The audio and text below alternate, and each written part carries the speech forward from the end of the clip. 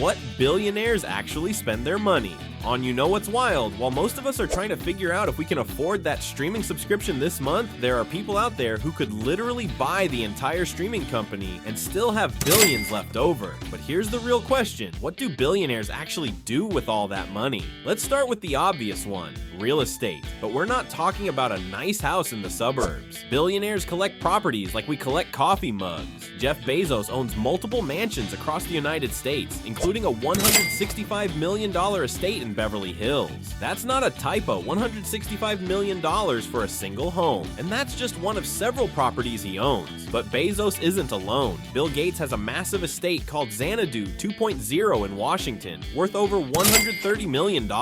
This isn't just a house. It's a technological marvel with a trampoline room, a library with secret bookcases, and an artificial stream stocked with fish. The annual property taxes alone are over $1 million.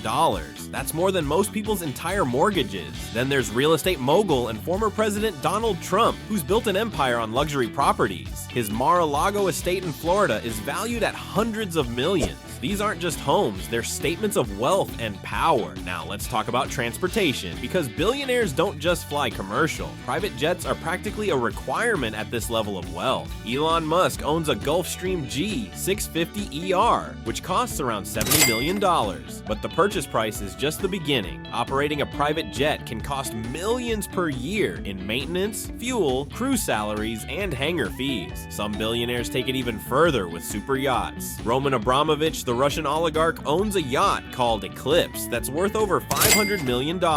It has 2 helicopter pads, a submarine, a missile defense system, and requires a crew of 70 people. The annual maintenance costs around $60 million. That's right, just keeping the yacht running costs more than what most people will earn in multiple lifetimes. Jeff Bezos recently had a super yacht built that reportedly cost $500 million. It's so tall that a historic bridge in Rotterdam would have needed to be dismantled for it to pass through. That's the level of excess we're talking about. But here's where it gets interesting. Art. Billionaires are some of the world's biggest art collectors, and they spend absolutely insane amounts on paintings and sculptures. Ken Griffin, a hedge fund billionaire, paid $500 million for 2 paintings in a single transaction. One was a Willem de Kooning and the other a Jackson Pollock. $500 million for 2 pieces of art. Why do they do this? Part of it is genuine appreciation for art, but let's be honest, it's also about investment and status. Fine art often appreciates in value, and owning rare masterpieces is the ultimate flex in billionaire circles. These collections aren't just sitting in their homes either. Many billionaires open private museums or lend pieces to major institutions, further cementing their legacy. Then there's the world of sports ownership. Buying a professional sports team is like the ultimate boys club membership for billionaires. Steve Ballmer bought the Los Angeles Clippers for $2 billion.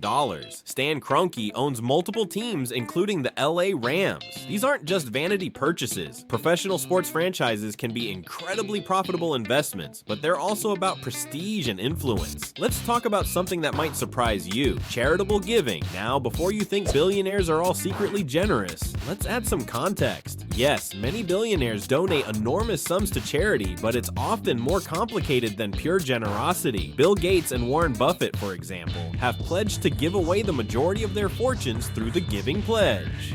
The Bill and Melinda Gates Foundation has donated tens of billions to global health and education initiatives. That's genuinely impressive and has saved countless lives. However, these charitable foundations also come with significant tax benefits and allow billionaires to maintain control over how their wealth is used, sometimes in perpetuity. They can influence policy, education, and healthcare on a global scale through their philanthropy. It's generosity, yes, but it's also power. Mackenzie Scott, Jeff Bezos' ex-wife, has taken a different approach, giving away billions with no strings attached to organizations fighting inequality and supporting underserved communities. She's donated over $14 billion in just a few years, which is a pace of giving that's almost unprecedented. Now here's something that really shows the scale of billionaire spending: space exploration. When you have more money than you could spend in 100 lifetimes, apparently you start looking at other planets. Elon Musk has poured billions of his own money into SpaceX with the goal of colonizing Mars.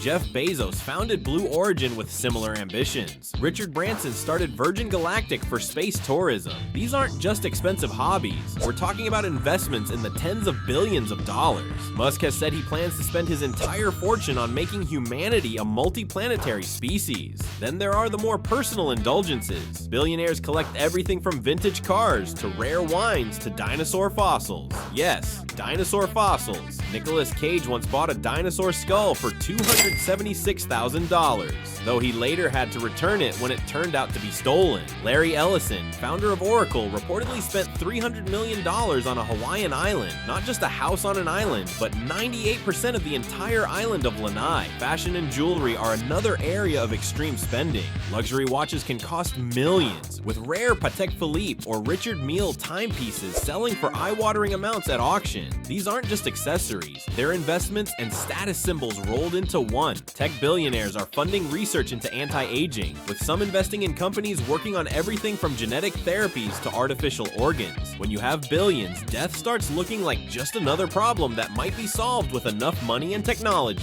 Security is another massive expense that most people don't think about. High-profile billionaires spend millions annually on personal security teams, armored vehicles, and sophisticated home security systems. Mark Zuckerberg's security costs reportedly exceed $20 million per year. This includes bodyguards, transportation security, and protection for his residences. Let's not forget about education. Billionaires often spend enormous sums on private schools for their children, private tutors, and experiences that open doors. But beyond their own families, many invest in educational initiatives, sometimes starting their own schools or funding charter school networks. Then there's political influence. Billionaires spend hundreds of millions on political campaigns, lobbying efforts, and think tanks that shape policy. This isn't just about elections, it's about influencing the rules that govern society, often in ways that benefit their business interests. Some see this as civic engagement. Others view it as buying influence in a democracy. The restaurant and food industry sees billionaire spending too. Some own multiple restaurants or invest in food tech companies. Others employ private chefs who earn six-figure salaries and travel with them around the world. A single meal at an exclusive restaurant or a rare wine from their personal cellar can cost what most people spend on groceries in a year. So what do billionaires actually spend their money on? Everything from the practical to the absurd. From genuine philanthropy to vanity projects. From securing their legacy to literally trying to escape Earth. The spending reflects not just wealth, but priorities, power, influence, immortality, legacy, and yes, sometimes just pure excess. The real question isn't what they spend it on, but what it says about our world that such concentrated wealth exists in the first place. That's a debate for another video, but next time you see a headline about a billionaire buying something outrageous, remember, for them, it might be the equivalent of us buying a coffee.